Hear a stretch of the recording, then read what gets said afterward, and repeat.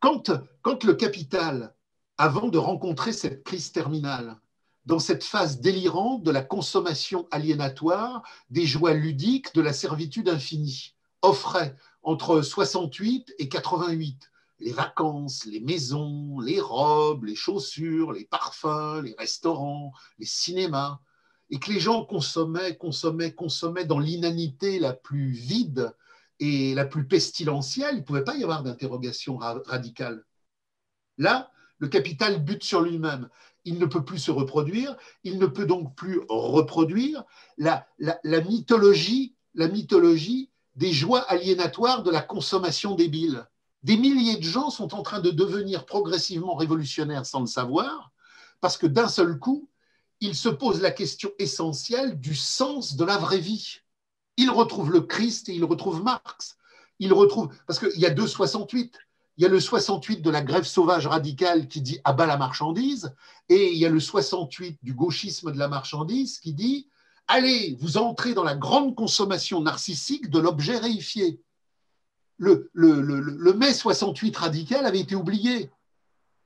Il revient à travers les gilets jaunes, il revient à travers la crise de la tyrannie sanitaire du capital, tout se redessine, tout éclate, tout se déstructure, plus rien ne tient.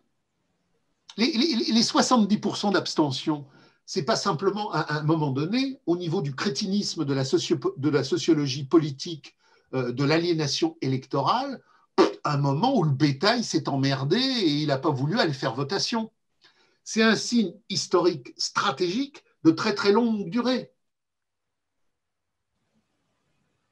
Des millions et des millions de gens ont dit merde à toutes les reproductions politiques et économiques, non pas parce que simplement l'offre est nulle, mais parce qu'ils ont déplacé leur centre de vie, leur centre d'émerveillement, leur centre d'interrogation.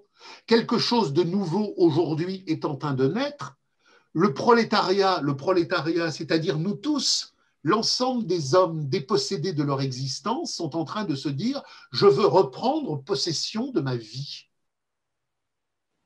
Et contre la tyrannie sanitaire du capital qui veut nous enfermer dans le pass sanitaire et contre ceux qui ne comprennent pas que derrière le pass sanitaire, il n'y a pas que le contrôle social du mondialisme de la marchandise, point, mais qu'il y a le contrôle social du mondialisme de la marchandise en crise finale, une tempête gigantesque est en train de se préparer.